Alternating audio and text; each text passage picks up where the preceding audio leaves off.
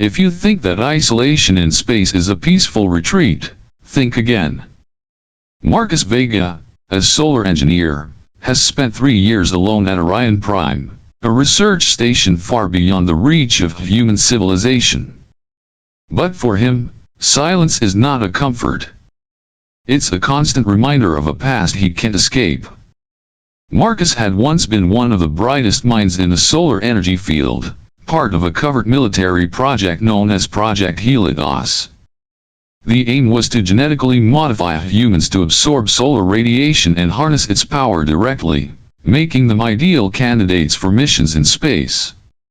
The experiment was supposed to be revolutionary, a game changer for the future of human exploration.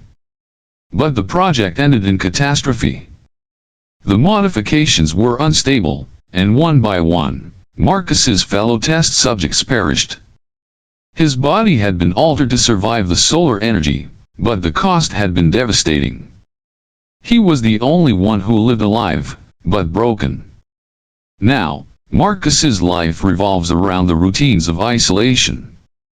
Every day, he checks the solar arrays and monitors the energy intake from Centaur Beta, a massive blue-white star that Earth had decided would fuel humanity's next terraforming project. The star burned brightly, too brightly. So much so that the observation windows on Orion Prime were polarized to protect human eyes from the blinding light. The burn of that star never ceased, and it was a constant companion to Marcus's loneliness. Even in the quiet of the night, as he calibrated the solar panels and adjusted their settings, Marcus couldn't escape the image of Centaur Beta. He had come to know its rhythms, its energy. Every day, he noted the fluctuations in solar radiation and logged the data with a practiced hand. Logging solar variance at 0.3%, within acceptable parameters, he muttered to the empty room, a sound too familiar now. The station's automated systems chirped in response, a sterile acknowledgement of his work. His fingers moved across the panels with ease, each keystroke mechanical, each click a reminder of the emptiness that had consumed his life. Marcus had been at Orion Prime for 3 years, and every day was a battle to remain detached from the past. The memory of the Project Helios disaster haunted him relentlessly. The faces of his dead colleagues flashed in his mind. Sarah's face twisted in agony as the solar energy flooded her cells, breaking her down from the inside. The others one by one succumbing to the same fate. The screams, the burning, the realization that he alone had survived. He closed his eyes briefly, trying to push the memories back. The station's solitude was a blanket that smothered him, pressing in on all sides. Every hour, every minute, seemed to drag endlessly as he went through the motions of his work. The station, though massive, was a prison. He had few visitors, and none ever lingered. Most of the scientists who came and went on their missions to study Centaur Beta regarded him with a kind of distant curiosity, unsure of how to approach the man who had survived the experiment, and unsure of how to ask the questions that lingered in his eyes. But it was the silence that truly consumed him. The vast, empty silence that stretched for light years beyond the station's walls. At 0300 hours, the silence was almost unbearable. Marcus stepped away from the control panel and moved to the observation deck. The deck itself was nothing more than a large room with a wall of glass that offered an unobstructed view of Centaur Beta. The star burned brightly in the distance, and for a moment, it felt like the light was the only thing in the universe that still had power. A reminder that life, or what was left of it, continued. He adjusted the controls to dim the polarized glass, just enough to let in a sliver of the blinding light. The beam of energy from Centaur Beta pierced the space around him, harsh and unforgiving. It was almost as if the star itself was a judgment, bright, unyielding, and constant. For the first time in a long while, Marcus didn't feel like an observer. He didn't feel like a cog in the machine of Orion Prime. For a moment, he felt like he was the one being observed. And the weight of it, of his own survival, pressed down on him. He was the only one left, the only one who had endured the experiment, the only one who had absorbed the energy. But what did that mean? What was the price for surviving when everyone else had died? A sharp buzz interrupted his thoughts. His COMM unit chimed, signaling an incoming message. It was Dr. Keller, one of the few scientists on the station who didn't treat him like a ghost. Her voice crackled through the speaker, sharp and direct. "Marcus, you still up there?" Her tone was neutral, but there was an edge of concern. "Yes," he replied flatly, trying to keep his voice steady, neutral. "The delegation from the coalition worlds arrives tomorrow," Keller continued. "The director wants all department heads present for the welcome ceremony at 0900. You'll be there, won't you?" Marcus frowned. "I'm not a department head." "No, but you're the only one who knows how to explain the solar array to them," Keller responded, her voice tinged with a hint of impatience. "Some of these species have technology we've never seen. Direct technology exchange. That's the whole point of this program." Marcus sighed, rubbing a hand over his face. "I'll prepare a data packet they can review at their leisure," he muttered, trying to distance himself from the event.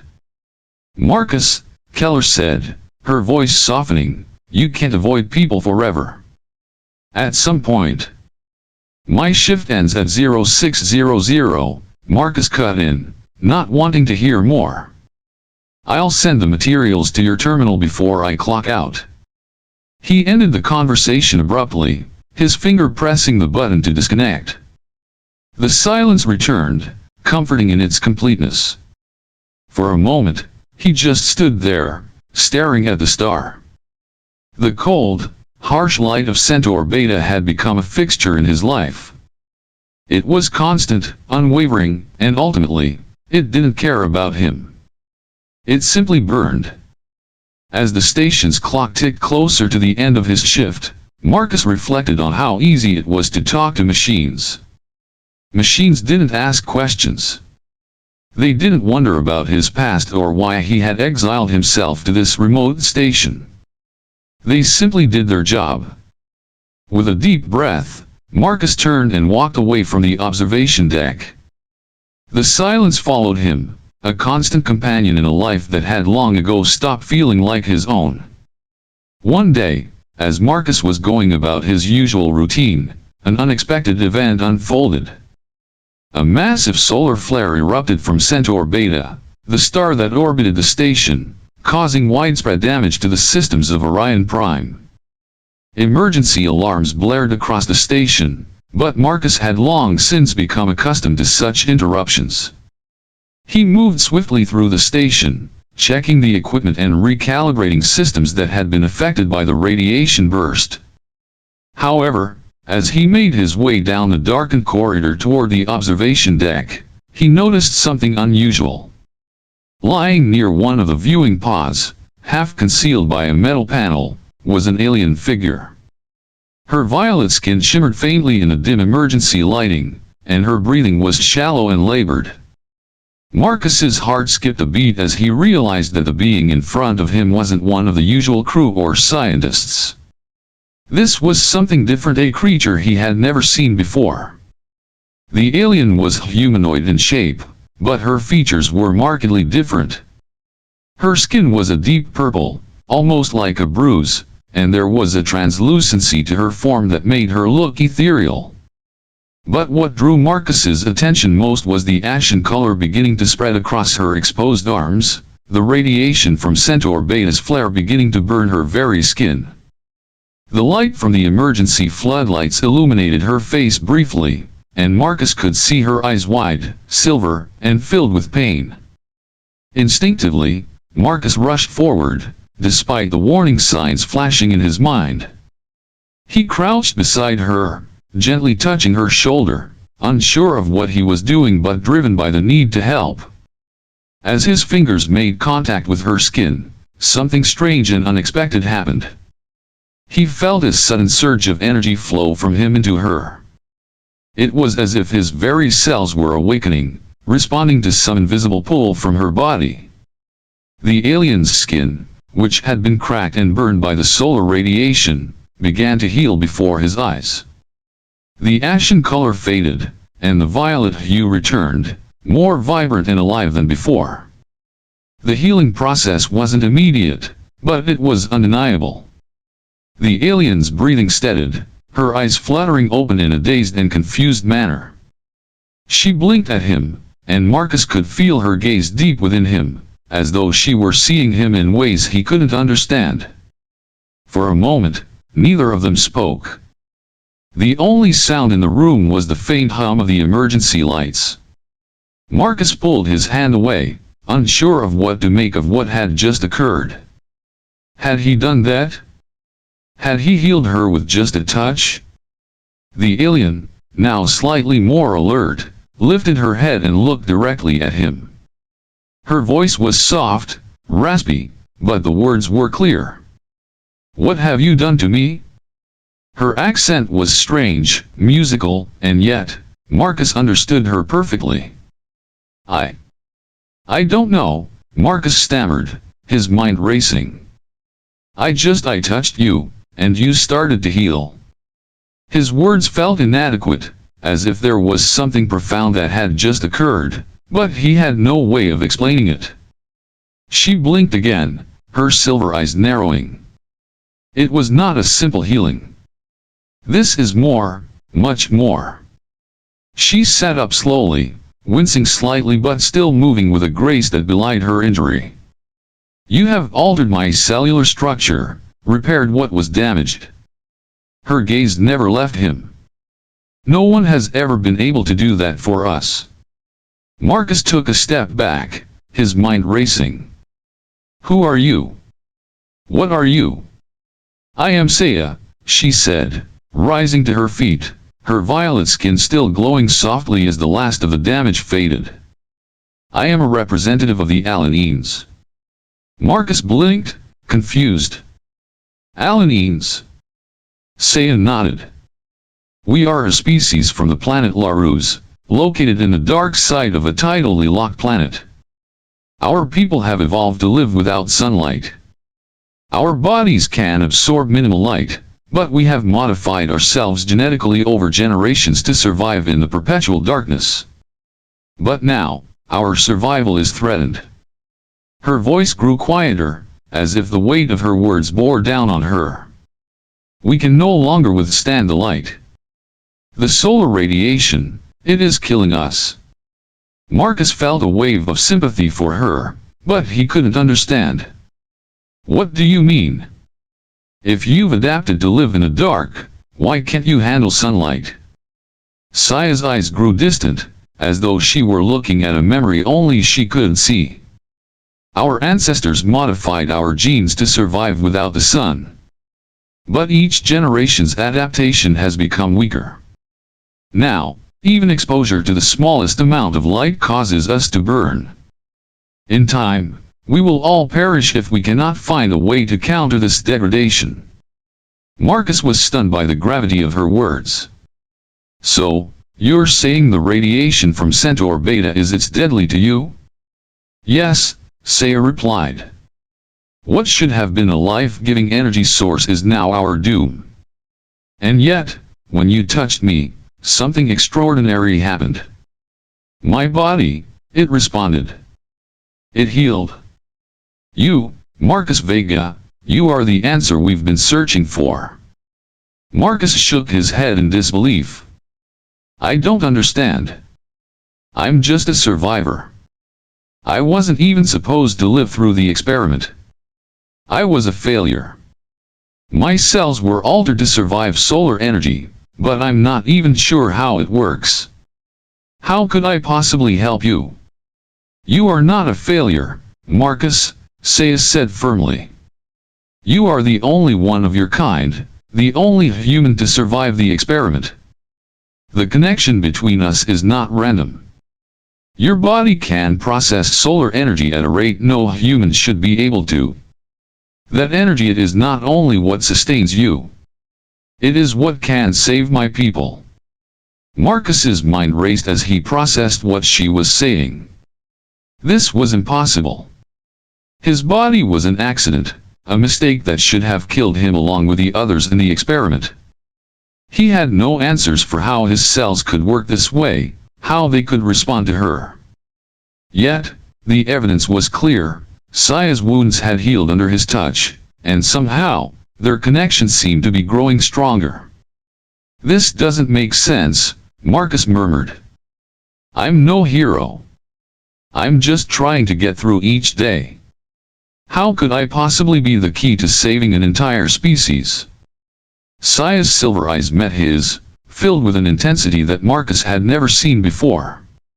Because the energy you possess, Marcus, it is unlike anything my people have ever encountered.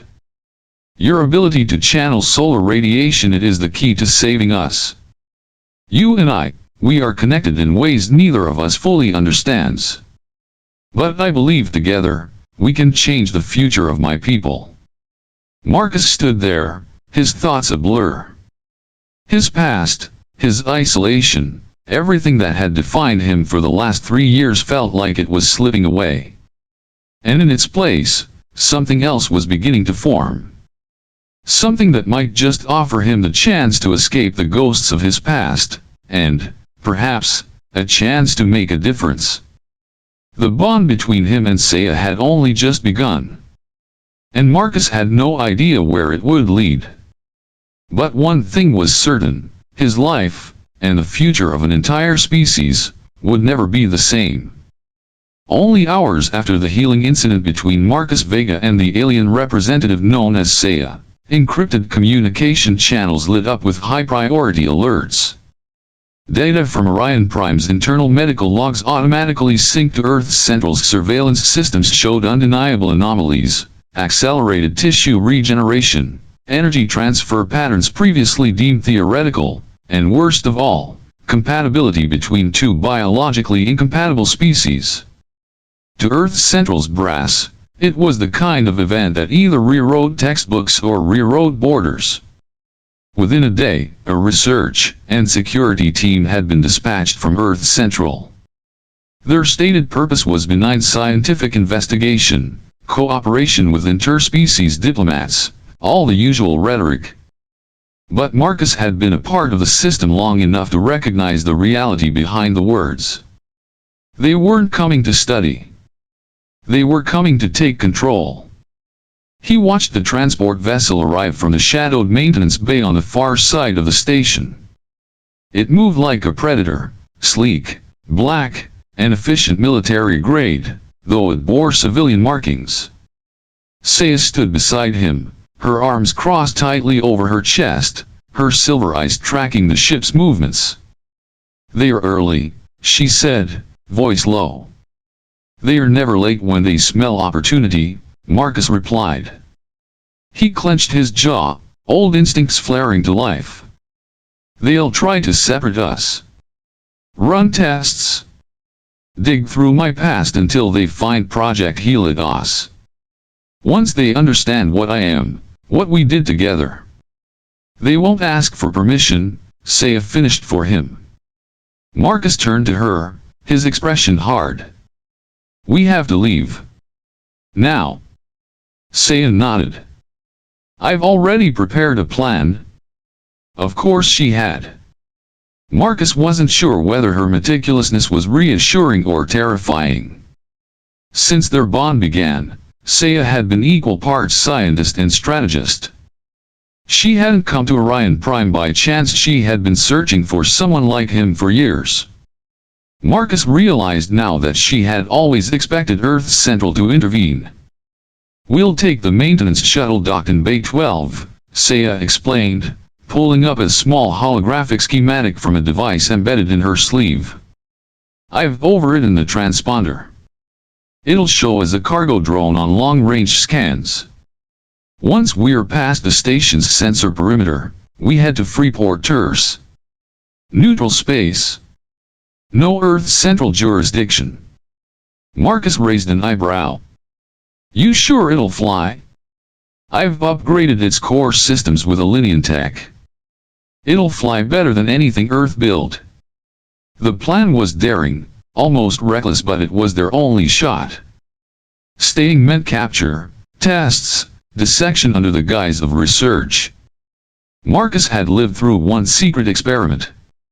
He wouldn't survive another. They began their move under the cover of routine operations. Marcus kept his comms silent, avoided corridors with active surveillance, and used back routes known only to station engineers. Saia followed close behind, every step precise, every turn calculated. Together, they were a blur through the mechanical veins of Orion Prime. But even the best-laid plans crumble under pressure. As they approached Bay 12, a voice crackled over the station-wide comms. It was Director Havith, Earth Central's appointed representative on Orion Prime. Attention all personnel. Marcus Vega and alien envoy Saia are to be detained for questioning. Security teams have been dispatched. Do not engage. Report all sightings immediately. Marcus swore under his breath. They were compromised. Saia didn't hesitate. We switched routes. Emergency access corridor here leads directly to the shuttle gantry. Faster, but more exposed. Do it, Marcus said. We're out of time. They moved quickly, cutting through the narrow passageways barely wide enough for two people. Emergency lighting flickered as they passed, casting long shadows on the metal walls. Alarms began to blare in the distance, pulsing red against the cold silver of the station. Footsteps echoed behind them. The hunt had begun. By the time they reached the final hatch, Marcus could hear voices: Earth Central Security, barking orders, and closing in. Saia placed her palm on the biometric scanner. The panel lit up with Alinean glyphs, then turned green. The hatch opened. Inside, the maintenance shuttle was already humming with power. Saia slid into the pilot's seat, fingers dancing across the controls. Strap in, she shouted. Marcus barely had time to sit before the engines roared to life. The docking clamps released with a shuddering thunk, and the shuttle detached from the bay. Outside, the void of space greeted them, cold, vast, and free. They punched through the sensor perimeter within seconds, diving toward the shadow of Centaur Beta to mask their trail. Earth Central's scanners wouldn't be able to track their heat signature while they stayed close to the star's radiation field. Still, Marcus couldn't relax. He stared at the blackness beyond the viewport, his heart racing. For the first time in years, he wasn't running from guilt or memories. He was running toward something: a chance at freedom, at redemption, at purpose. Saia didn't speak for several minutes, focused entirely on piloting through the gravitational currents. When they finally broke into deep space, she exhaled. We made it, she said softly. Marcus turned to her. Why did you come to Orion Prime, Saia? Why me? She met his gaze, her expression unreadable. Because I was dying. And I believe, no, I hope that someone out there could change that. I didn't know it would be you. But I knew I had to try. Marcus felt something stir in his chest, a warmth he hadn't felt in years. Not just from the solar energy that hummed beneath his skin, but from the sense that maybe, just maybe, he wasn't alone anymore. I've spent years trying to forget who I was, he admitted. Trying to bury what happened during Project Helios. But maybe this isn't about the past anymore. It's about what we become next, Saia said. The shuttle sped through the stars, headed for Freeport Terce, a haven for the exiled, the hunted, and the hopeful. Neither of them knew what they'd find there. But for the first time in a long while, Marcus Vega wasn't running from his past. He was racing toward a future he never thought he'd have. Freeport Terce was a mess of color, sound, and sent a chaotic haven for the exiled and the invisible. It spun like a mechanical octopus in the void, rings interlocked and slowly rotating, each section dedicated to a different purpose. Traders, smugglers, diplomats, and runaways alike roamed its neon-lit corridors. It was perfect. Saia led Marcus through the twisting alleys of the lower decks, past stalls selling alien spices, questionable cybernetic implants, and weapons that hissed in languages he couldn't understand. Her hand never left his wrist, not from affection, but strategy. His human appearance would draw attention, and not all attention here was safe. After several detours and biometric checks, they arrived at a steel door marked only by an Alinean glyph. Saia pressed her palm to the scanner, and the door hissed open, revealing a sleek, dimly lit apartment. Inside was a compact laboratory, clearly pre-stocked with monitoring equipment and analysis tools. The air was warmer, tailored to Saia's physiology, and the lighting was tuned low to avoid triggering her photonic instability. "This is where we test," she said, moving to activate the biometric monitors. "No more theories. We understand nothing until we observe everything." Marcus watched her, always amazed at the grace with which she operated. Her skin, now healed from the flare at Orion Prime, still bore faint traces of the damage, but she wore it like a reminder. A living scar. A purpose. Saia began with a series of baseline scans. She placed Marcus's hand on a sensor and watched the monitors. His cells pulsed with energy, naturally absorbing and converting ambient photons into usable bioelectric energy. His vitals remained steady, though his skin glowed faintly in the infrared spectrum. Then she scanned herself. Her cells, in contrast, reflected light more than absorbed it. There was evidence of genetic modification, intentional or evolutionary, to maximize sensitivity to even the weakest photon. But it came at a cost: instability. Her cells registered high-stress markers even in a controlled, low-light lab. "We were never meant to be creatures of light," she said quietly, reading her own data. "We became desperate to survive in darkness. But desperation corrupts design." Marcus leaned in. "What if you didn't have to survive in darkness anymore?" She looked up at him, her silver eyes unreadable. "That's what we're here to find out." The first test was simple. Prolonged skin-to-skin contact in a photonic environment. Saia dimmed the lab lights further and activated a directed solar lamp, an Alinean device designed to simulate minimal exposure to sunlight. Normally, it would be fatal to her species over time. Marcus reached out and took her hand. Immediately, his skin glowed. Not brightly, but subtly, like embers beneath the surface. The monitors spiked as his cells began processing the light. Then something unexpected happened. Saia's stress markers began to drop. Her skin, which had started showing signs of photonic reaction, stabilized. Marcus felt it, too. A soft pulsing, not unpleasant, where their skin touched. As if something inside him recognized her need, and offered what she lacked. "This is incredible," Saia murmured, watching the screens. "Your cells are not just absorbing energy, they are remodulating it.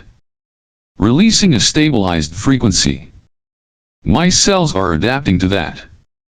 He raised an eyebrow. "You mean I'm like a what, energy buffer?" "No. More like a translator. Your body converts dangerous solar radiation into something I can absorb safely." She looked up at him, eyes wide. "It's not just healing. It's communication. Molecular." They continued experimenting for hours, different points of contact, varied light levels, exposure durations. Every time they touched, her body responded better. The longer the connection, the more stable she became. But the breakthrough came when they attempted full energy synchronization. Under controlled conditions, they exposed themselves to a higher intensity solar field. Saia's skin began reacting almost immediately, darkening, cracking at the edges. Marcus, feeling the panic rise, grasped her forearms. And then the energy flow shifted. Her cells didn't just stabilize, they began to change. The damaged tissue reversed course, and new patterns appeared beneath her skin, delicate, almost circuit-like luminescent lines that glowed faintly under the solar lamp. Saia gasped. "My cells are mimicking yours." Marcus stared at the monitors, stunned. "You're adapting in real time. That's not healing. That's transformation." Their exhilaration didn't last. Later that evening, as Saia was inputting data, a visitor arrived, an older Alinean named Vega, dressed in ceremonial robes that shimmered with passive bioluminescence. Behind him stood two other Alineans, their expressions wary. Vega entered without invitation. "We heard whispers," he said, ignoring Marcus entirely. "Rumors of experimentation. A forbidden interaction." Saia straightened, her tone cautious. "We are not breaking protocols. This is private research. You risk contamination. Genetic destabilization. Our people already suffer. And now you would expose us to foreign DNA." Marcus took a step forward. "She's not contaminated. She's surviving." Vega turned to him then, eyes narrowing. "And you? Human. You think your interference is a gift?" Marcus didn't back down. "I think it might be a solution. You might also be a disease." Silence fell. After a tense moment, Vega stepped closer to Saia, his tone gentler. "We fear extinction, yes. But not at the cost of identity. Be careful, silent act. Hope can blind." When they left, Saia remained still for a long time. "He's a respected voice," she said finally. "If he turns the others against this, they'll never accept what we're doing." Marcus looked at her. "Then we prove it works. Not just for you but for all of them." She turned to him, determination returning to her voice. "Then tomorrow, we push the limits. I want to know how deep this connection goes." Marcus nodded, though a weight settled in his chest. He'd spent years hiding from what Project Helios had made him. Now, it might be the only thing that could save an entire species. The irony wasn't lost on him. He had once been the experiment that should have died. Now, he was the experiment that might redefine evolution. The alert came without warning. At precisely 0400 hours, the security systems of Freeport Terce registered the unauthorized docking of a classified Earth Central vessel. Within minutes, surveillance drones were reporting the movement of armored personnel through the upper rings of the station. No public announcement was made, no alarms sounded. But Marcus Vega knew. He stood at the edge of the lab's viewing port, watching the faint shimmer of blue thrusters gliding past the outer docking gates. The design was unmistakable. Earth Central wasn't here for a diplomatic visit. They were here to take control again. "They found us," he said, voice low. Saia turned from the console where she had been analyzing the latest biometric data. Her expression hardened. "Faster than expected. They must have traced the solar pattern from the last test. The energy spike was probably too unique to miss." She moved quickly, pulling data crystals from the equipment and slipping them into a compact case. "We don't have time to argue about what we should have hidden. We need to leave." Marcus nodded, though part of him hesitated. Not out of fear, but because they had been so close to proving the cellular transformation model was scalable. They were on the edge of a breakthrough that could save her people. Abandoning it now felt like cutting the final thread of a life-saving rope. But the decision was already made for them. A knock echoed at the entrance, not a polite one. It was followed by a voice, sharp and authoritative. Marcus Vega, Saia of Alinean designation. Open the door. You are in violation of Earth's Central Protocol 47 Alpha. They froze. Saia activated the backup locks. Protocol 47 Alpha, she repeated, almost to herself. That's full bioasset retrieval. Marcus clenched his fists. They don't want us for cooperation. They want to dissect us. The voice returned. You have 30 seconds before we override the locks. Saia pressed a concealed panel on the wall, revealing a hidden exit tunnel. We move now. They slipped into the narrow maintenance shaft, sealing the panel behind them. As they crawled through the service corridors of Freeport Terrace, Marcus could hear the echo of plasma tools cutting into their lab's entrance. By the time Earth Central's forces breached the room, the two of them were already 3 levels below and moving fast. They'll deploy drones, Saia said, checking a device on her wrist. We have minutes at best. Marcus was silent, focusing on each turn and step. The corridors grew tighter, the air warmer. The chaos of the upper levels faded into background noise. But the tension didn't fade. We can't keep running, Marcus finally said. Even if we make it out, they'll follow us. Saia gave him a sharp glance. I know. That's why we don't just run, we vanish. I've contacted my people. There's a site on Litterus. A temple ancient, sacred, hidden. It predates even our genetic shift. They've agreed to receive us. Marcus frowned. You think they'll help? After Virel. They don't have a choice anymore, she said. Our people are dying, Marcus. And we are the only ones offering a way out.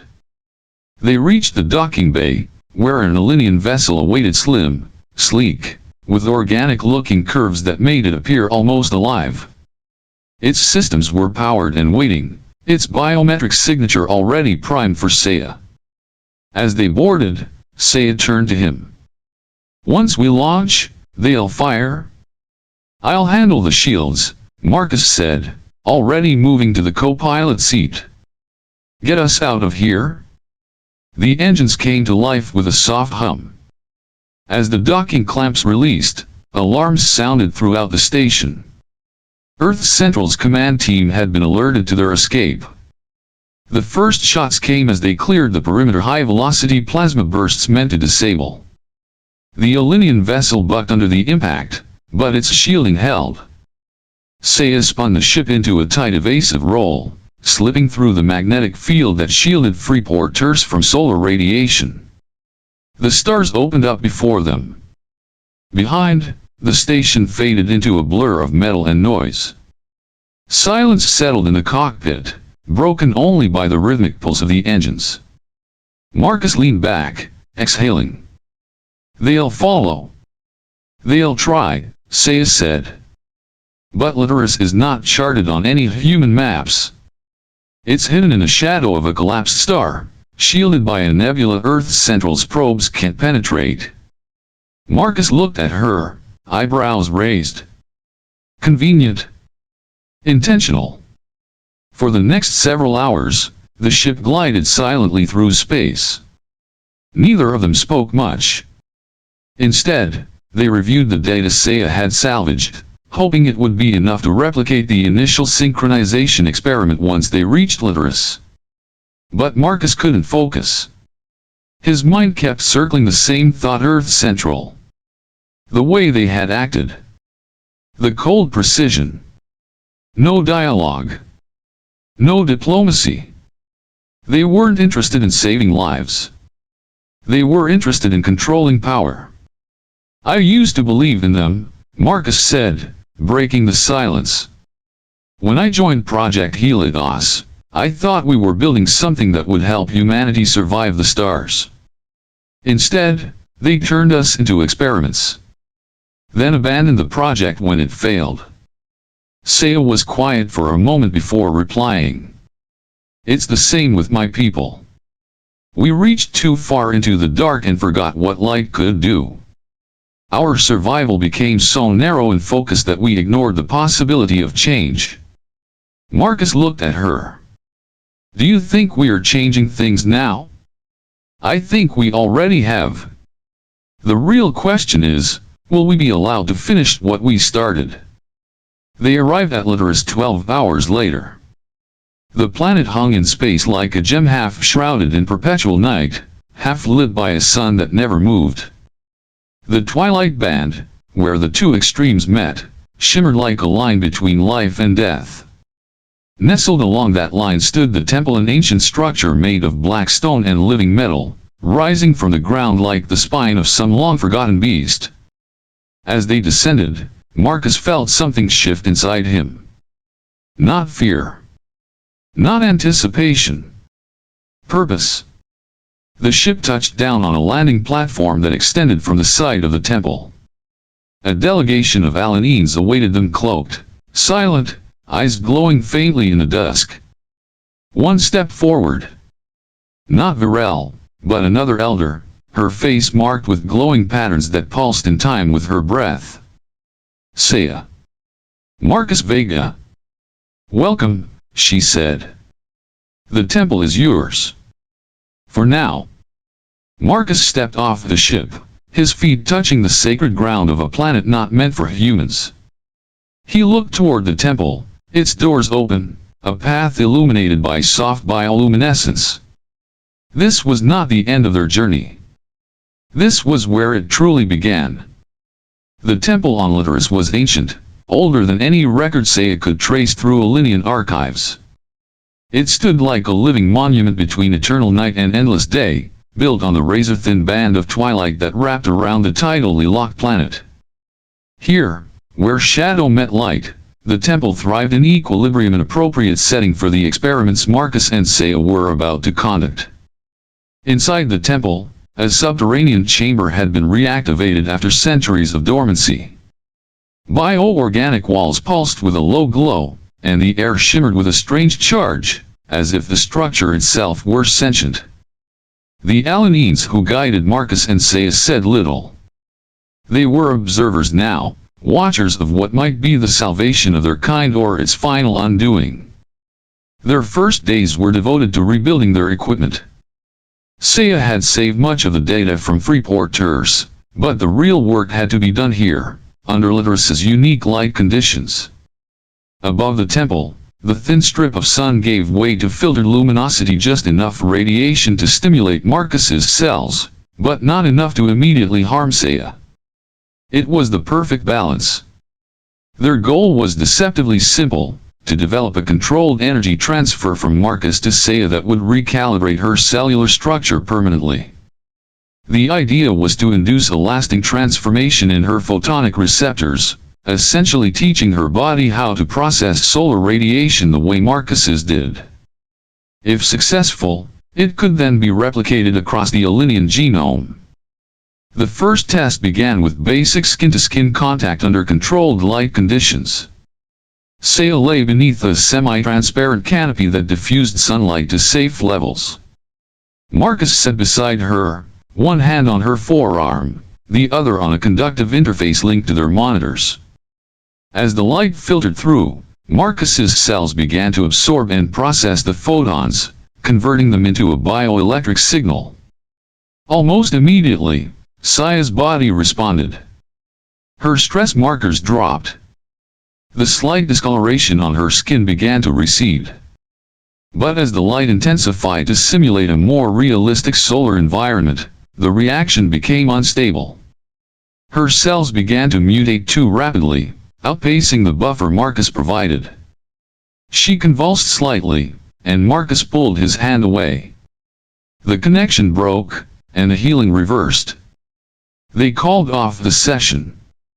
Later that evening, Marcus stood alone in one of the open courtyards of the temple. The sun hovered just beyond the horizon, casting golden light that didn't reach the inner sanctum. He raised his hand toward it, watching as the skin glowed faintly in response.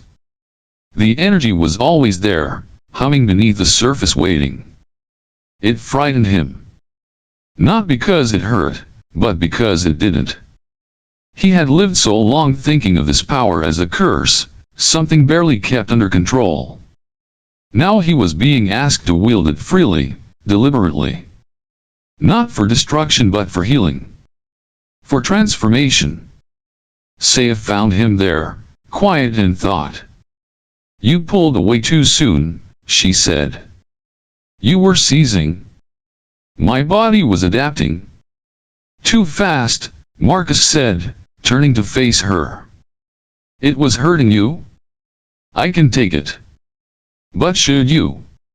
She stepped closer, her face illuminated by the temple's soft light. "If we're going to succeed, we have to push past the pain. You saw the data. Every time we get closer. Every time, my cells hold the change a little longer. And what happens if one time they don't recover? Then we find out where the line is." He looked at her, frustrated by her determination and drawn to it. "We need another variable," he said finally. "We're treating this like a binary system. Light in, damage out. But what if there's a modulation frequency?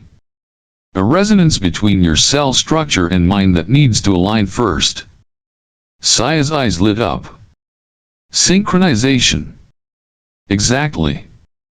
They returned to the chamber and adjusted the settings. Instead of ramping up the light intensity immediately, they initiated a phased sequence. Marcus placed his hand on Saia's chest, just above her heart, and she mirrored the contact. Their bodies aligned. Their breathing synced. A pulse passed between them, faint at first, then stronger. The monitors recorded the waveform, two different biological frequencies slowly converging into one. The light was introduced gradually. This time, there was no convulsion. No pain. Saia's body absorbed the energy with a grace that startled even her. The transformation didn't spike, it rippled. Her skin shifted color slightly, the violet deepening to indigo as the bioluminescent patterns grew more intricate. Her vitals stabilized. Marcus felt the drain as well. The energy inside him wasn't infinite, but it flowed more cleanly now, no longer fighting resistance. Their connection had evolved, no longer a raw transfer of power, but a symbiotic exchange. When the light cycle ended, Saia sat up, eyes wide. "I didn't burn," she said. "I felt it. The warmth. But it didn't hurt." "You absorbed it," Marcus said, still watching the data scroll across the screens. "And held it. That's a first." They repeated the experiment the next day, and the day after that, each time with longer exposure and deeper synchronization. Saia's body began to exhibit new properties. Her cells not only withstood sunlight, they began to crave it. The transformation was no longer temporary. But with progress came new questions. Could the change be replicated in other Alineans? Would every individual require direct synchronization with Marcus, or could a derivative therapy be developed? Could his energy signature be encoded into a genetic sequence? They began cataloging every stage of the transformation. Saia's cells were mapped in detail, compared against pre-contact samples. The most striking discovery came in the third week. Her new cells were producing energy of their own. Not as potent as Marcus's, but sustainable. Autonomous. She had become a bridge, a hybrid capable of translating his solar gift into something native to her people.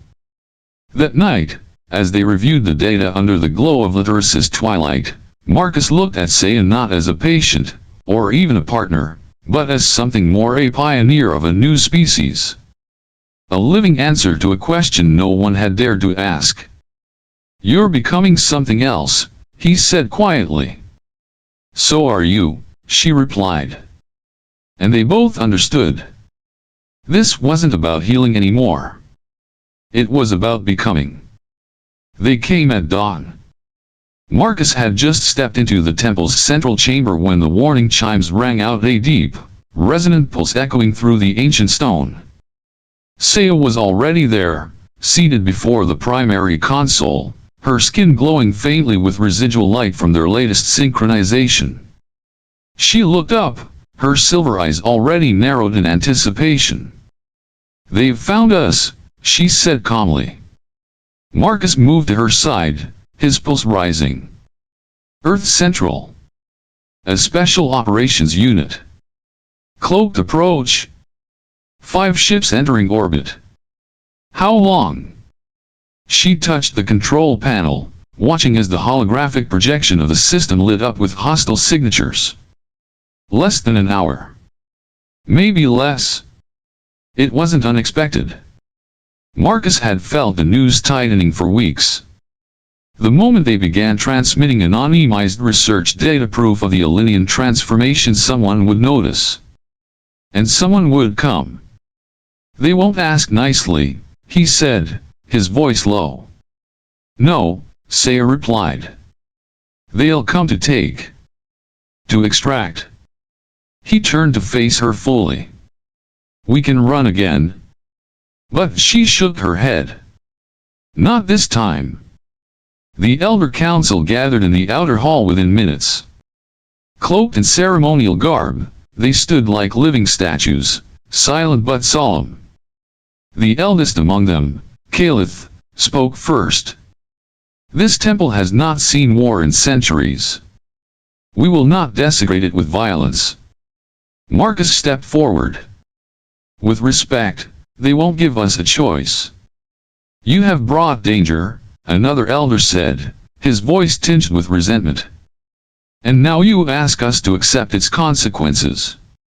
"I brought a solution," Marcus countered, trying to stay calm. "Saia is proof. This can work. We can save you. But if Earth Central takes this technology, it won't be for healing. It'll be weaponized. You know that." The elders murmured among themselves, unsure, divided. But Saia stepped between them, lifting her hand. "I will protect the temple," she said. "And Marcus. If it comes to it, I will use what I have become to defend our people." Her words silenced the room. When the Earth Central team arrived, it was not with fanfare but with precision. Dropships descended like falling knives, their hulls black and angular. Armed soldiers in sleek exo-armor spread across the temple's outer perimeter. At their center stood Commander Thorn, a man Marcus had once known during the Helios program. Thorn looked exactly as Marcus remembered: efficient, unreadable, loyal to the mission above all. "You've gone rogue, Marcus," Thorn said when they met just beyond the temple's entrance. "But you still belong to Earth. We're here to bring you and the alien home." "She has a name," Marcus replied coldly. "And I'm not going anywhere." Thorn gestured to the squad behind him. "This can be peaceful. Or we do it the other way." Saia stepped forward, her indigo patterned skin catching the morning light like living metal. "You don't understand what's at stake here." "I understand perfectly," Thorn said. "You've developed a new form of energy adaptation. Bioconversion at the cellular level. That doesn't belong in an unregulated alien temple. It belongs in a controlled lab. Under our command." "Controlled," Marcus echoed. "So you can decide who lives and who burns." Thorn didn't flinch. "Science needs rules. Science also needs freedom," Saia said, her voice sharp. "And choice."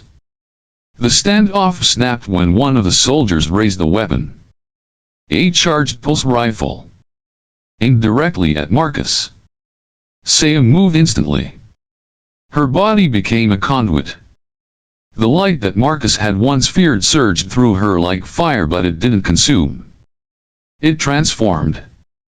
She reached toward Marcus, absorbing a burst of energy from his chest with a touch so brief it barely registered. Then she turned, raised her hand, and intercepted the shot mid-air. The pulse blast struck her palm and dissipated into a cascade of harmless sparks. Gasps erupted from the soldiers. Even Thorn stepped back, stunned. She didn't stop. Saia advanced, her entire body glowing now, radiant and alive. She didn't strike back, only raised a shield of shimmering light that repelled every blast that followed. The Earth's central team fell into confusion. Weapons jammed. Comms scrambled. The temple itself seemed to respond, walls pulsing in rhythm with Saia's energy field.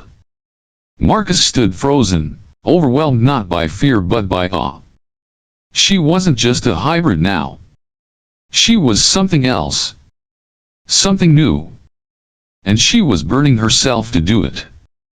When the final drone fell from the sky, short-circuit mid-air, Saia dropped to her knees.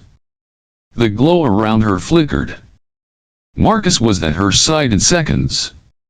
He cradled her in his arms, feeling her heat against his skin. "You didn't have to do that," he whispered. "Yes," she breathed. "I did." He transferred energy into her as gently as he could, letting the flow stabilize her failing cells. Slowly, the flickering stopped. Her skin remained warm, but the exhaustion in her eyes told him what it had cost. Later, in the aftermath, Thorn called for a ceasefire. The temple had proven itself impossible to breach, and their data was now public. The research had already spread across neutral channels. Earth Central had lost the monopoly. Negotiations began in the shadow of that defeat. Under pressure from both the coalition and internal ethics boards, Earth Central agreed to a compromise. Marcus and Saia would remain on Litterus, free to continue their work, but would share all findings with a joint committee including regulated human oversight. In return, Earth Central would cease all military action and formally recognize the transformation as a non-weaponized biological advancement. It was a cold peace. Fragile. But it held. The following night, Marcus and Saia stood on the temple balcony, watching the twilight wash over the land. "You nearly died today," he said. "I would have," she replied softly. "To protect you. To protect what we are." He looked at her, touched her cheek. "You didn't have to choose me over everything else." "I wasn't choosing you," she said. "I was choosing us." The stars above shimmered, distant and eternal.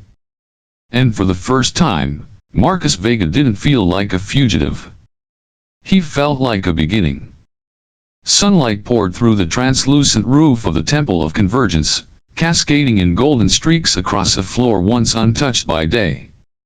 The ancient stones, which for centuries had only known darkness and shadow, now shimmered with life. The transformation was complete. Marcus stood at the heart of the main chamber, watching the first group of Alinean children step cautiously into the filtered light. Their skin, once so vulnerable to radiation, now bore the faint bioluminescent patterns of Saia's new lineage. Each child was a symbol, a living testament to what science, trust, and sacrifice could accomplish. Saia joined him silently, her presence a calming warmth at his side. The subtle glow beneath her skin was no longer just a reaction to light, but a natural part of who she was. Her transformation had become stable. Replaceable. Contagious in the best way. Through her, the method of photonic adaptation could be shared without direct contact from Marcus. They had created a bridge, one that could extend far beyond the Alineans. Over the past months, teams of hybrid scientists had worked tirelessly to develop a gene transfer protocol, based on Marcus's unique solar integration and Saia's modified bioreceptors. It was neither purely human nor purely Alinean. It was something new. A coalition of species had already expressed interest in the process. Not to militarize it, Earth's Central had backed down from that vision, but to explore what it could mean for life in harsh star systems, for long-term planetary colonization, and for species suffering from genetic decline.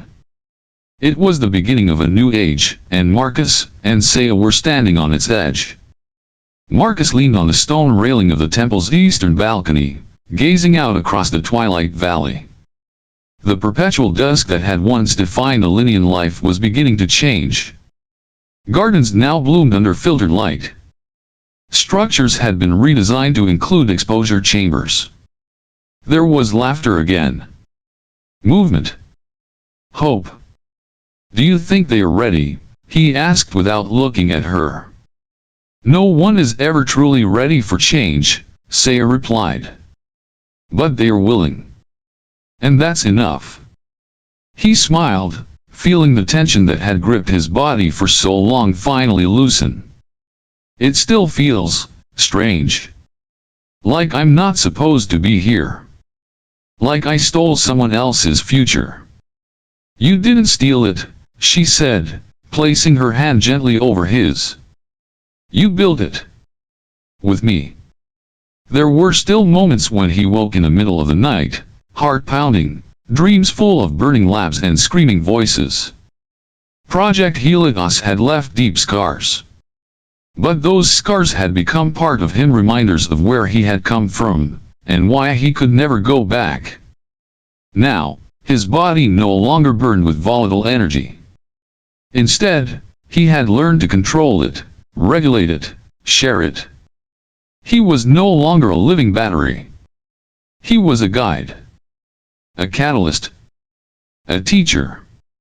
Across the temple grounds, a new structure was being built, a research dome designed for interspecies collaboration. The first of its kind on Litterus, and hopefully not the last. Representatives from Earth, the Canaries Syndicate, the Meridian Aquatic Colonies, and even the Vexari had expressed interest in joining the initiative. Saia had called it the Nexus of Harmony, a place where biology and technology, evolution, and intention, could intersect. Their story had become the seed of something much larger. "I never imagined I'd be part of something like this," Marcus said softly. "Let alone, responsible for it." Saia laughed, the sound soft and musical. "Neither did I. But perhaps the universe had plans we didn't see." He turned to her, eyes full of something deeper than admiration. "What about us, Saia? Where do we go from here?" She looked at him, her expression unreadable at first. Then, slowly, she smiled. "We go forward." They stood in silence for a long moment, watching as the children played, as the wind carried pollen from glowing flowers, as the light danced on the walls of a temple once thought untouchable. The peace was fragile, but real. The future uncertain, but possible. Far above, the sun of Litterus shone gently over a world that had once feared it. Now, it was a symbol of survival. Of transformation. Of unity. As Marcus and Saia stepped down from the balcony and into the gardens below, their hands found each other. Not out of need, but of choice. Their journey had begun in chaos and fire. Now it led into light. They were no longer test subjects. No longer fugitives. No longer divided by species or purpose. They were partners. And the galaxy was watching. In the quiet final moments of that day, as the twin moons of Litterus rose over the valley, casting silvery light across the landscape, a new generation of beings looked up at the stars, Alinean and otherwise. Children born into a world where light no longer meant death. Where science had become more than a tool of control. Where two unlikely souls had rewritten fate itself. The future was open. And anything was possible.